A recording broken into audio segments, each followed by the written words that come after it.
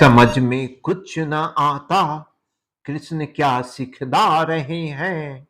जगत को कौन नूतन पुण्य पथ दिखला रहे हैं।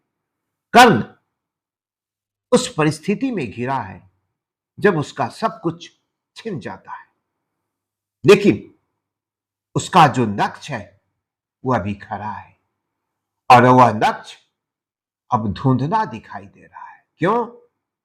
क्योंकि केशव उसके लक्ष्य के साथ है।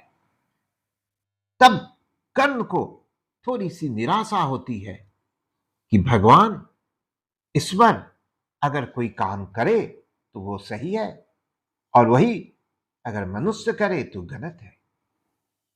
इस भावों के उधेर बूंद को रामधारी से दिनकर ने रश्मि रथी के 7वें सर्ग में किस तरह पिरोया है, आइए उसका आनंद लें।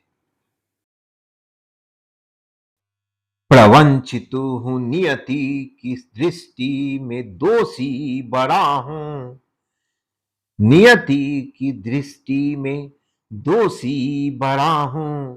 विधाता से किए विद्रोह जीवन में खड़ा हूं। स्वयं भगवान मेरे शत्रु को ले चल रहे हैं।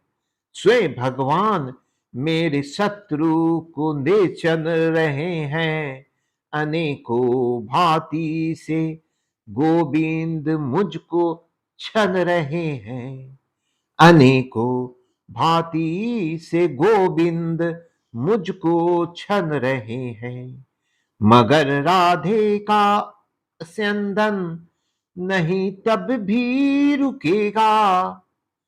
नहीं गोविंद को भी युद्ध में मस्तक झुकेगा। नहीं गोविंद को भी युद्ध में मस्तक झुकेगा। बताऊंगा उन्हें मैं आज नर धर्म क्या है। नर धर्म क्या है समर कहते हैं किसे है, और जय का मर्म क्या है। समर कहते किसे हैं और जय का मर्म क्या है। बचाकर पांव धरना, बचाकर पांव धरना, थाहते चन्ना समर को बनाना। ग्रास अपनी मृत्यु का योद्धा अपर को बनाना। ग्रास अपनी मृत्यु का योद्धा अपर को। पुकारे शत्रु तो छिप व्यू में प्रसन्न रहना। पुकारे शत्रु तो छिप व्यू में प्रसन्न रहना। सभी के सामने नदकार को मन मार सहना। प्रकट होगा विपद के बीच में प्रतिवीर हो जब। प्रकट होगा विपद के बीच में प्रतिवीर हो जब। धनुष ढीला शिथिनुष का जरा कुछ तीर हो जब।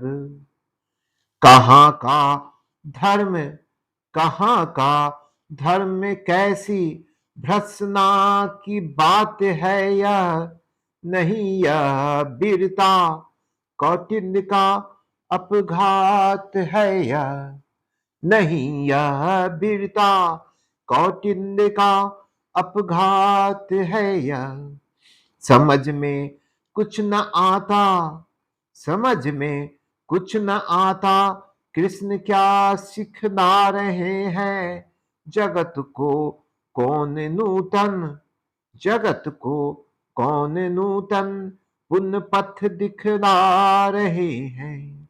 हुआ बध द्रोण का कन जिस तरह वह धर्म था क्या। हुआ वध द्रोण का कन जिस तरह वह धर्म था क्या। समर्थन योग्य के सब के लिए वह कर्म था क्या। समर्थन योग्य के सब के लिए वह कर्म था क्या। यही धर्मिष्ठता नए नीति का पालन यही है, नए नीति का पालन यही है, मनुज मन पुंज के मानिन्य का छानन यही है। यही कुछ देख कर संसार क्या आगे बढ़ेगा, यही कुछ देख कर संसार क्या आगे बढ़ेगा। जहां गोविंद है उस श्रृंग से ऊपर चढ़ेगा, जहां गोविंद है उस श्रृंग के ऊपर चढ़ेगा। करे भगवान जो चाहे, करे भगवान जो चाहे, उन्हें सब कुछ क्षमा है।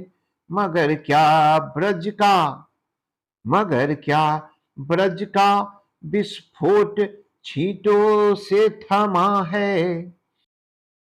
चले वे बुद्धि की ही चाल, मैं बल से चलूंगा, मैं बल से चलूंगा। ना तो उनको, ना तो उनको ना होकर जिभा अपने को छलूंगा, ना होकर जिभा अपने को छलूंगा। दिगाना धर्म क्या, दिगाना धर्म क्या, इस चार बितों की मही को भुनाना क्या मरण के, भुनाना क्या मरण के बाद वाली जिंदगी को। बसाना एक पूर क्या, बसाना एक पूर क्या, लाख जन्मों को जलाकर मुकुट गढ़ना भला क्या, मुकुट गढ़ना भला क्या। पुण्य को रन में गलाकर नहीं राधे सतपथ छोड़कर अघ ओक लेगा, नहीं राधे सतपथ छोड़कर अघ ओक लेगा। विजय पाए ना पाए, विजय पाए ना पाए, रश्मियों का लोक लेगा। विजय पाए ना पाए, रश्मियों का लोक लेगा।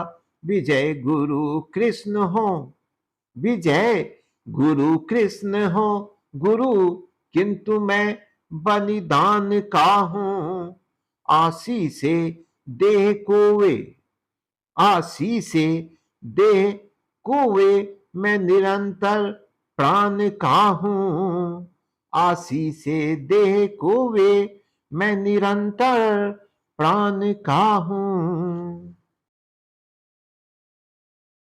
केशव के विषय में थोड़ा बहुत दानवीर कर्ण समझने लगा था कि वे एक साधारण पुरुष नहीं है और उनके अंदर अलौकिक शक्ति निहित है।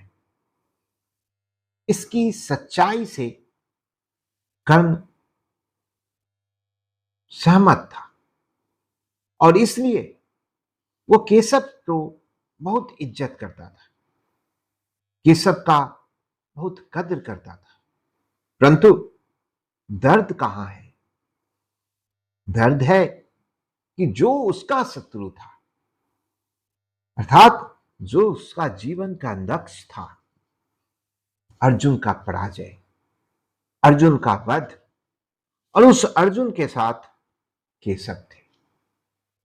वो केशव जो युद्ध के हरेक मोड़ पर अपनी बुद्धि से युद्ध का रंग को बदलते थे और जब आचार्य का वध हुआ तो उसके लिए कर्ण के मन में दर्द था, लेकिन उससे भी विभत्स घटना अभिमन्यु के साथ हुआ था और यही कर्ण उस अभिमन्यु के वध में सम्मिलित था।